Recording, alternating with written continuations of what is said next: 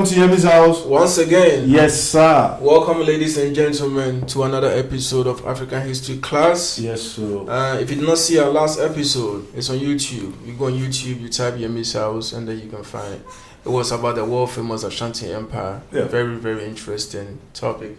And don't forget, while we were talking about it on our last episode, this Ashanti Empire, it almost slipped out of his mouth. I almost spilled the beans about today's topic. Yeah, and here we are today about this interesting topic. And it's about the shortest war in history. And guess what happened? Africa. Again. Of course. Where else? Because I think that is the kind of war they had in Africa. And you can as well guess that it happened between Africans and the British. And the British, as always. Always Anglo something war. So this time around, it's called Anglo-Zanzibar War. Anglo-Zanzibar War. And that was the shortest war in history. It only lasted for 40 to 45 minutes. Right. But we will go into full details about the whole story, how it happened, and why and when. You trust the Yemi's house. We're going to take you guys. It's a class. We'll give them the full dose. You know? Right. So we will go on a short break now. And when we're back, we eat you.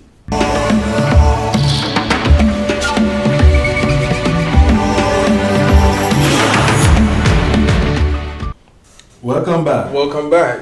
So welcome back. As my co-host was saying, today we are diving into the Zanzibar Empire, which was a Portuguese colony from 1499 until 1698 when the Oman Empire expelled the Portuguese and finally took over the Zanzibars. Yeah. So my co-host is going to dive into what happened before that. Zanzibar is still a part of Tanzania. Yes. Up till now. Yeah, present day Tanzania. Yeah. Right. And history has it that the first settlers, that the major settlers of Zanzibar were the Bantu speakers. Right. But that was in the 14th century, a long time ago. They existed a very long time ago. But we are going to go basically into when Zanzibar was really being taken over, and you know how the whole story really happened. Right. And like he said, in 1698 was when the Sultan. Of Oman. Yeah, Sultan of Oman. Right. But that was when basically Zanzibar became an overseas holding of Oman. Because history has it that the Portuguese were the first settlers to set foot in East Africa. And that was in 1499. Some said 1498, some said 1499. Right. But it's 1 year difference. Yeah. It's not so bad. So what happened was the Portuguese, they were not really loved by the Zanzibars. Yes. And the Zanzibars wanted them to get out at all costs. Right. So they were forced to go to the Omans to go and seek for help. Right. And the Omans now came to their help. Right. Helped in chasing away the Portuguese. Right. And after they chased away the Portuguese, but they could not, the Oman could not really have total control of Zanzibar until 1832. Some people are saying 1832, some are saying 1840. Right. But all we could say was they had total control of Zanzibar in 1832 or 1840, but it was between this period. So Sultan bin Said, who was the Sultan then, declared Zanzibar as an island of the independence of Oman in 1858, and it was then recognized by the British. Yeah. Right. So what happened was, like he said, there was this Sultan back then who was Majid bin Said. Yeah. But Majid bin Said did not just become the Sultan. What happened was his father, who happens to be Sultan bin Said, or should we say, but they always put, because he was a Sultan. Right. So, but at the same time, he had Sultan as his name. So that's why they always call him Said bin Sultan. Right. But while he was alive, he had 36 kids, 36 children. So after his death in 1856, many of his children, the male ones, the prince among them, wanted to be the next sultan. But out of the 36, two were like the most prominent, Most ambitious. the most ambitious. Right. And their names are Said Tuwani bin Said Al Said. Right. And the other one named that my co-host mentioned, Yes. Majid bin Said. Yes. So after the death of Said bin Sultan, their father, they had to, both of them cannot be the Sultan of Oman. So they had to decide who would take Oman and who would settle for Zanzibar. Right. At the end of the day, Majid decided to settle for Zanzibar. So their father died in 1856. And they decided to, can you just imagine their father died today and the following day they were already fighting who is going to be the next sultan, and within that same week, according to history, within that same week, Majid bin Said moved down to Zanzibar. Right. And that is why in history he was the first sultan of Zanzibar, because he was the first sultan to have a palace there. They call it like the Stone Palace. Yes, the Stone Palace. The Stone House of Palace. Wonders. The House of Wonders. So Yes. he was the first sultan to live and have like a palace Right. right there in Zanzibar. Oh, and another interesting fact. This palace was the first building in East Africa to have electricity. They had it first, Right. because they were among the countries to be entered Yes. in East Africa. Yes. And as you know, they are very close, I think, to the riverside, to the lakeside. So Right. I'd like you, and if you remember, we told you in our last episode that the British, they always had a way of like coming, they always like, Settled at the coast. at the coast. Right. Because that is like the nerve center of everything. That was So- the entrance. Yeah, so, and Zanzibar was one of the early places to be first, colonized and to be first taken over by. East Africa was a Yeah. power tussle for a long time. The Yeah. Germans had one interest in East Africa. That's what the British. So for a long time was a power tussle between the Germans and the British, the Portuguese. Right. Yeah. So, like we were saying, the Majid bin Said was now the first sultan Right. of Zanzibar, Right. and after his death, Right. many sultans came after him. Right. And a particular sultan of interest, which his reign was kind of funny, and who played to their tune was. Are we talking about my friend Khalifa? No, we're talking about Bagash. Bagash. I like Bagash. Yeah, Bagash. Bagash bin Said. Yeah, Bagash bin Said was there between 1870 and 1888. Right. And one thing that was common among the sultans back then was nobody really lived more than 3 years. But two of them lived long. Yeah. That was the first one. That was Majid. Majid, yes. And this Bagash.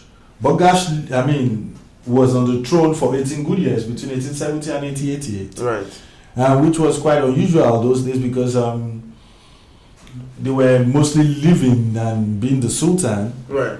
For maximum of 2-3 years before they plan a coup or they die mysteriously and the next sultan takes place. Right. So it was during the time of Bagash bin Said that a treaty was signed. Right. The British forced Bagash bin Said to abolish slavery for the first time. Yeah. Right. And then it was during this time that a treaty was signed that gave and don't forget, it was in 1886 that the British planned the Berlin Conference. And in 1886, yes, like we mentioned in our last episode. If you haven't seen our very first episode of African History Class, right? We mentioned there that in 1886 was when the Berlin Conference, there were lots of Berlin conferences, yes. But the last one mainly was in 1886, 1888. Yes. But in 1886 was when the Berlin Conference was held, and it was then that even the treaty was signed. Right. The British signed it with the Zanzibars. Yes. So it was during this time that they had Bagash bin Said. Yes, in power.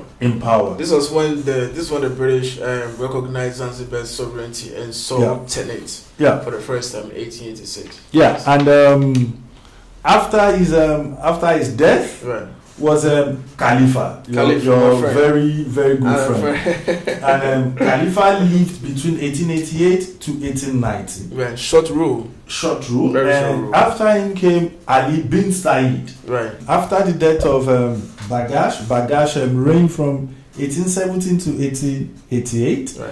And after his death, your very good friend, then came Khalifa. Sultan Khalifa. 1888 till 1890. Very short rule. Very short rule. Very short rule. And 2 years. Yeah. And after his demise was now Ali bin Said. And Right. Ali bin Said, during his time, so many things happened because it changed the face of the Zanzibar Sultanate. Right. In the sense that, yeah, Mm-hmm. it was during his time that he decided to abolish domestic slave trade. Right. And he decided to declare Zanzibar British protectorate. And he also he abolished slave trade, but he kept slave ownership.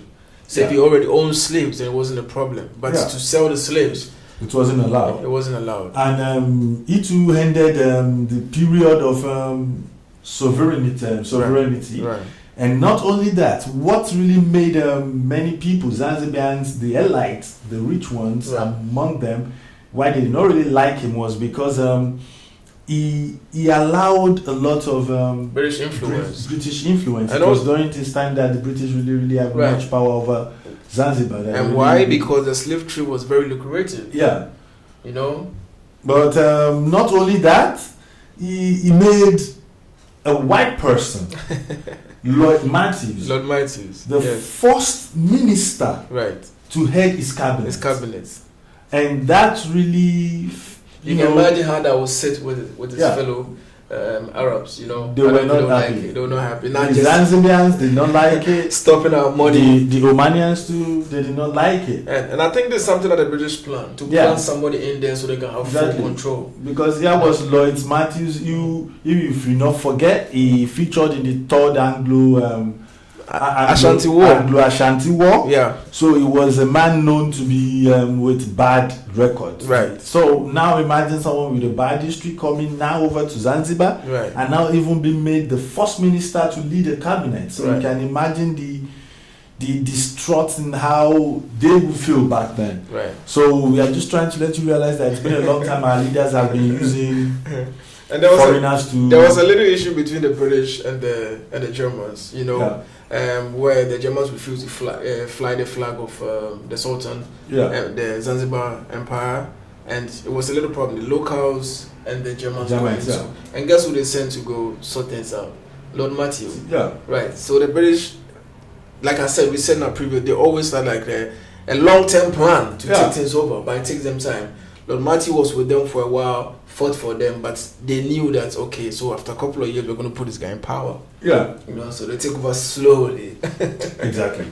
And so because of this, Right. at least subjects, they were not happy with They him. were not. They were really were not. bitter with him for Right. that.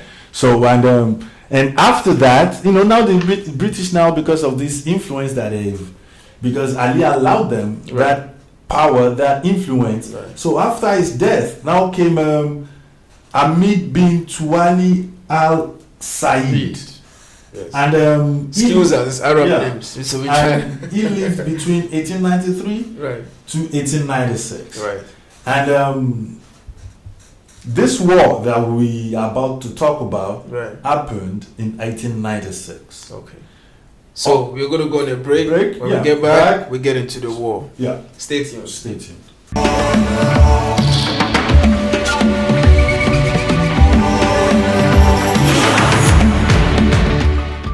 Welcome back. Welcome back. It's getting interesting. Okay, so Exactly. it's 25th August, That, 18. The Sultan. Right, 1896. So take us through Yeah. what happened. So what happened was after the death of Turani, Right, it was like already like a marionette to the British. right, And the Yeah, British, right. and the British had like a representative right, in Zanzibar, and his name was Cave. And this man was, because of the treaty they signed Right. back in 1886. Right. And now when Turani was there between 1893 to 1896, during this time that he was there, he allowed the British to do whatever they wanted. Yes. He could not. There was nothing he could do without the approval of the British. Right. And that was why, when he died, the British already had in mind Mohammed, right, to be the next Khalid. To be the next. Khalid Mohammed to be the next. I mean, not Khalid Mohammed. Mohammed. Ben Mohammed. Ben Mohammed. Ahmad bin Mohammed. Ahmad bin Mohammed. Yes, he was a favorable one. Yeah, he was like the favorable one by the British, right, to be the next sultan. Right. But unfortunately, Bagash. Khalid bin Bagash. Khalid bin Bagash, who happens to be a nephew to Turani, right, which many people suspected that he was the one that killed Turani. Some believe he was the one that killed him, because some said he died of natural causes, some said he was assassinated, some said he was poisoned. Right. We don't know. But yeah, we don't know. We don't know. But all we could find out was that Bagash Khalid immediately Turani died. He ascended the throne. He ascended the throne. He moved into the palace. He was ready.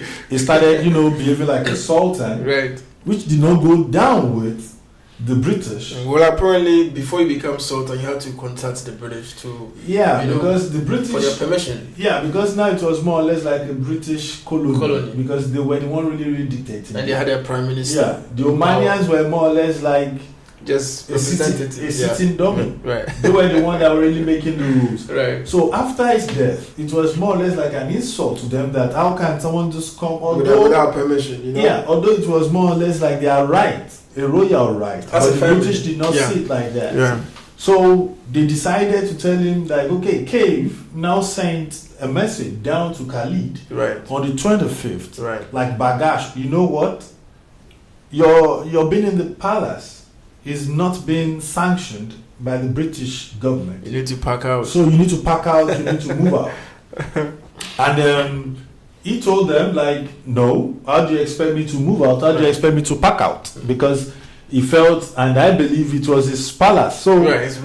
And the palace, Zanzibar Palace, was in those days was a very beautiful palace. Beautiful. It was built with wood. It was all wooden. It's amazing palace. Yeah, and it was next to a harbour, right on the coast. Right on the coast. Right on the coast. So,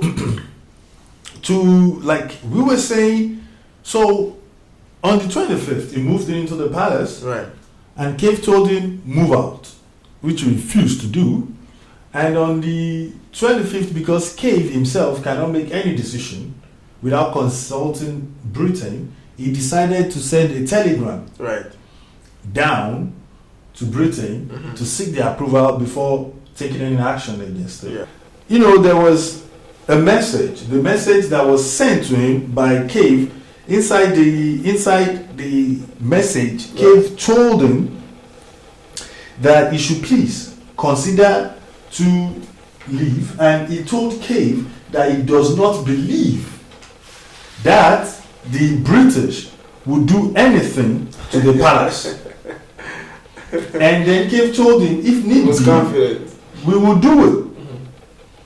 So then Cave now wrote a letter down to the sent a telegram to the British authorities. This all happened in 24 hours. Yeah, and he now said, are we authorized in the event of all attempts at a peaceful solution proving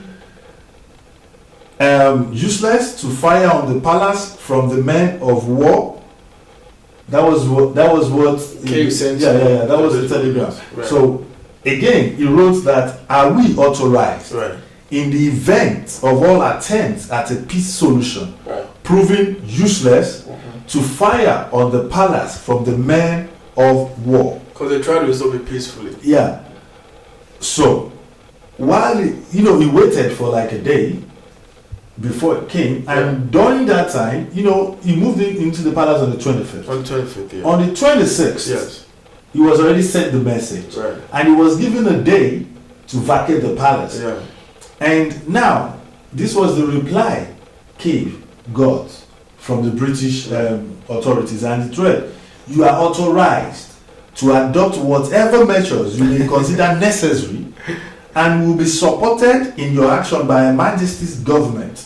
Do not, however, attempt to take any action which you are not certain of being able to accomplish successfully." Right. So they warned him that there could be casualties. Exactly. If you're going to take actions, they will support you. But if you're not 100% sure, stay on your ground. So they now sent, now he has this from order. Yes. From above. Order from above. So he now sent the last warning to Khalid on the 26th, telling him, "I give you 24 hours to vacate the palace. Right. Remove your flag, pull it down. Right. We put our British flag, and everything goes back to normal. And you move out of the palace." Right. And Khalid now replied saying, "We have no intention of hauling down our flag, and we do not believe you will open fire on us." Now, Cave now replied that, "Okay, no problem. But unless you do as you are told, we shall surely do so." So, now, there was no way the war could be avoided. Yes. And by 9 a.m. the following morning, yes, ready. Cave was already out, set for action. Right. And by 9:02, he gathered 3 cruisers, 2 gunboats, 150 marines, and 900 Zanzibar soldiers to help him take over this palace against 2,800. Yeah. Who had what? They had this artilleries. They had machine guns. They had because you know what I found so disheartening was immediately they went into war. The first thing the British destroyed was the HMS, the HHS Glasgow, and 2 small light ships that they destroyed. That was the royal yacht that the British even built for them, and that was their strongest ship. And that was the first thing. Why was it that the gift they gave to them was the first thing they wrecked? It was the first thing they destroyed. And you would not believe it that the British decided to bombard this palace back to back, non-stop, for 40 to 45 minutes. Yeah.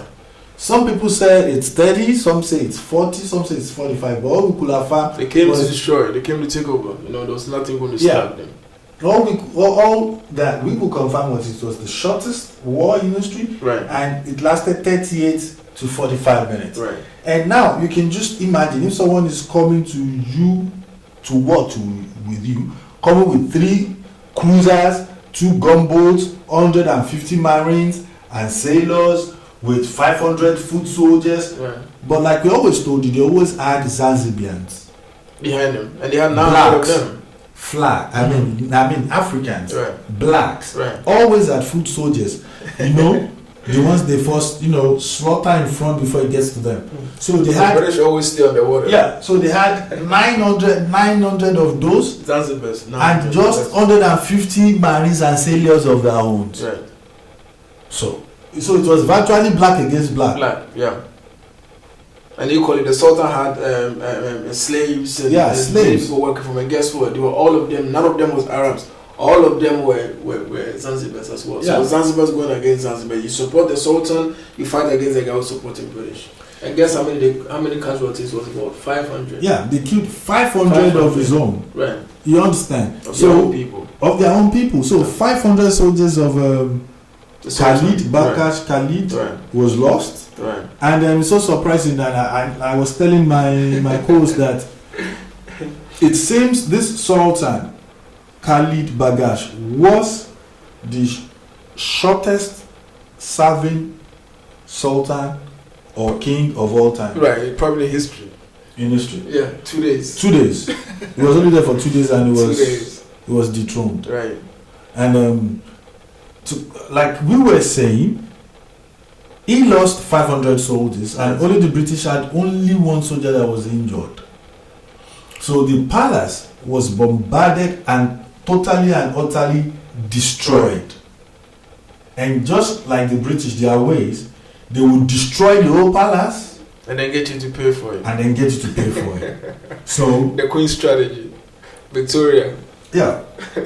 So Bagash, Khalid ran for his dear life. Right, he seek asylum with the German consulate, and then later escaped to the German East Africa, which is present-day Tanzania. Yeah. So our Germans saved him. They came to the Guardian Angel. It's rescue. So just like your guess would be as mine, that after Bagash, Khalid ran, they put their dummy there. Right. And they really played. And there was no problems after that. Right. So. Because his predecessor, Khalid's predecessor, did everything for the British. Yeah, he did. And for them to try to take away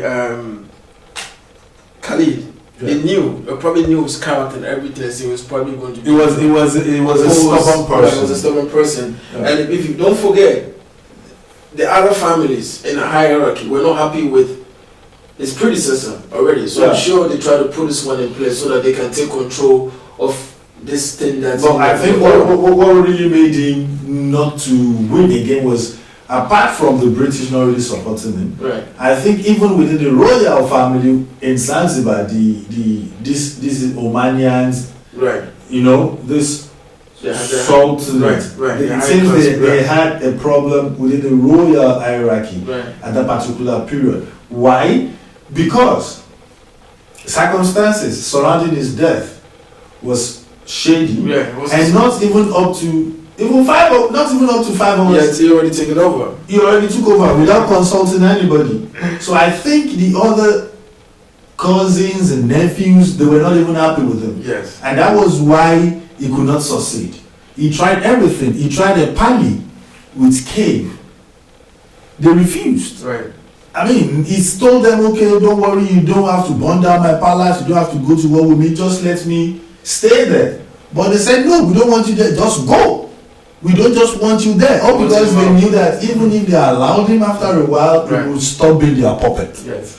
But they knew that Ahmad would always, and really he danced to their tune till he died. So our people, that was the shortest war in history.